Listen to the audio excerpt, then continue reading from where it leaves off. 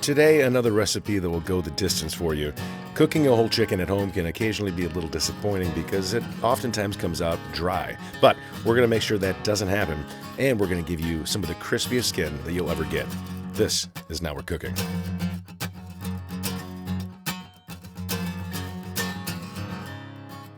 Almost certainly one of the most disappointing things that can happen to you in the kitchen is cooking a whole bird, pulling it out of the oven only to realize that it is now as dry as the Sahara Desert. So what we're going to do today is we're going to spatchcock chicken, and I will never again cook an entire bird without spatchcocking. Now this works with turkey as well, so keep that in mind for Thanksgiving time if you're going to cook in the oven.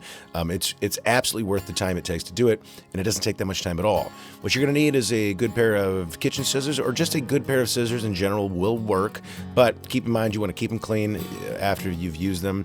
Kitchen scissors definitely are the best way to go. Now we're going to spread this and crack it open completely so that the entire bird is facing upright on this pan. Now this will take a little bit of doing, so don't, go ahead and get into it. Put a little effort into it and you'll be just fine. But this is how it should look, just like this. Just a nice little bird laying on its back.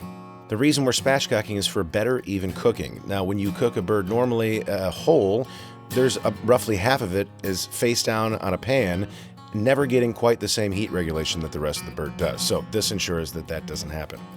Certainly one of the best things about whole chicken is super crispy skin. A couple little tricks for making that possible in every chicken you make. The first thing is, and this is super easy, is just lift the skin up away from the breast meat here.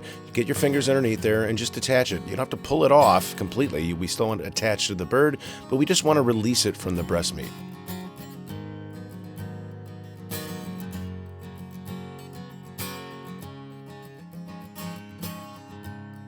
The next part here is seasoning the chicken, but there's a secret little ingredient here that's going to be the second part of making our extra crispy skin in any skin on any chicken that you will ever make. If you season it with this, it will always work. What is this magic ingredient, you ask? Well, it's something that most everyone always has, and if you don't have it, it's incredibly inexpensive. It's baking powder. And what you do is you take the seasonings you would normally use. For me, I'm just using very simple salt, pepper, garlic, and then you add a few pinches worth, 3-4 pinches worth of baking powder, which is roughly a teaspoon for the amount of seasoning that I use here, which was enough to basically fill the bottom of a regular cereal bowl. So it's going to depend on how much you're using, but for a whole chicken like this, about a teaspoon mixed into a good amount of spice blend, and then you're going to go ahead and rub this on the whole bird, the whole thing. So you've got your spices that you're using for seasoning, and then you've got your baking powder, which is going to change the alkalinity of the skin, then making it that much more susceptible to crisping. And believe me, it works.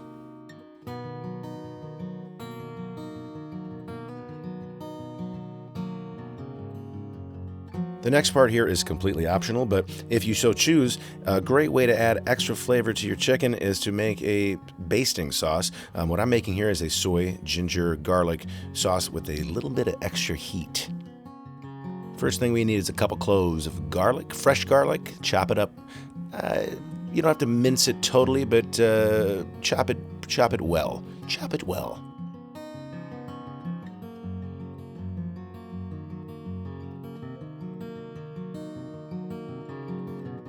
Next thing we're going to get here is some fresh ginger, and what we're looking for is about a half a finger worth, and that's exactly what it sounds like. Once you're done trimming this down so it's just the ginger and none of the outside husk, you want about half a finger's length worth of ginger to use. And unfortunately, because I'm a complete moron, I didn't realize that while I was adding these ingredients to my bowl, I didn't have my camera facing it. So there's a couple things in this bowl that you don't see. One of them is soy sauce. The other one is rice vinegar.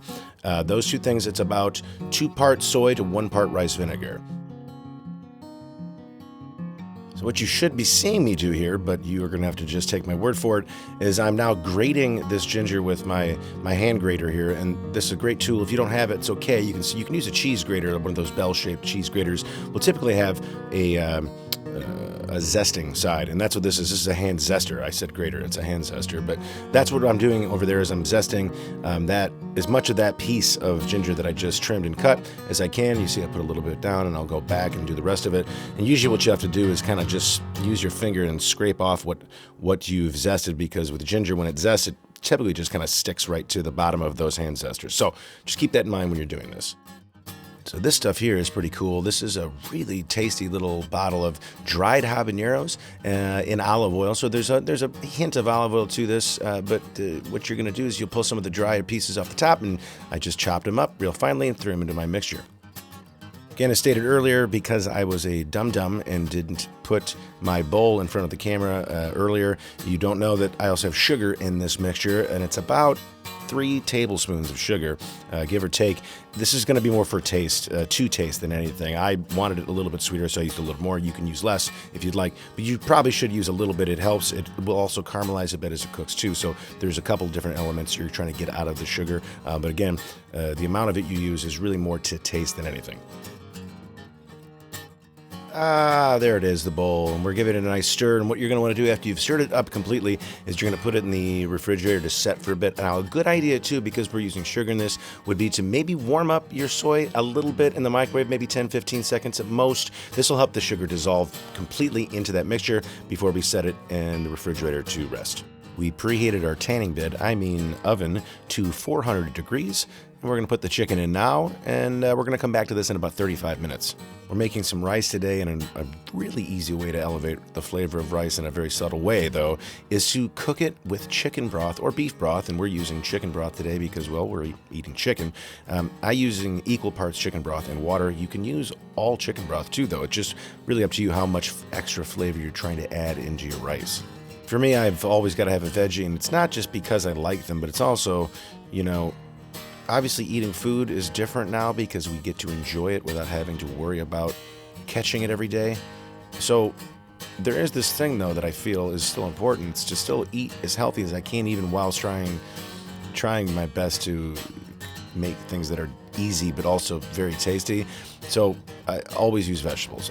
You're rarely ever going to see me make anything and have a side that doesn't include a vegetable, because it's just, I don't know, I feel like they're important, and that's what I got to say about that. So what we're doing today is we're doing some Brussels sprouts. One of my favorite things. I used to hate them as a kid. I'm sure a lot of you will definitely relate to this, but they've become one of my favorite things in the world now. We're using our cast iron. We've got some olive oil heated up to medium heat with some fresh garlic that is sauteed prior to putting our Brussels sprouts in. A few pinches of kosher salt and a quick stir, and then we're going to let these brown up. We're also going to mix in about a tablespoon or 2 of unsalted butter for a little extra flavor.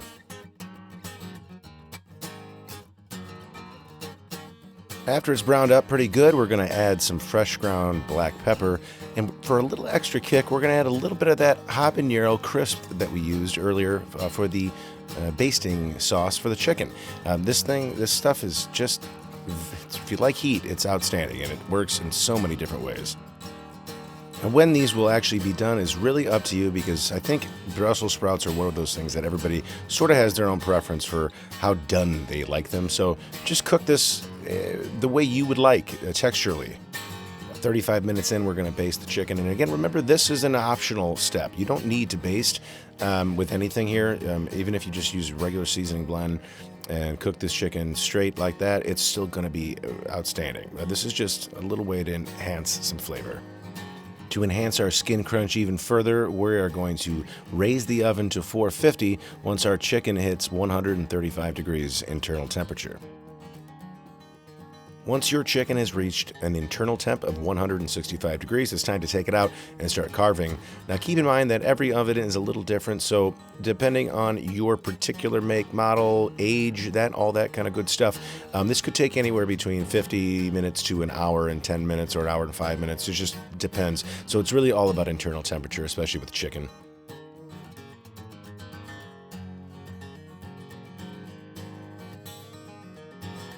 When you plate this up, don't be afraid to use some pan drippings all over the top of pretty much anything on this plate if you'd like. The only thing left to do now is enjoy. Thank you guys for stopping by the channel. I hope you have a great week.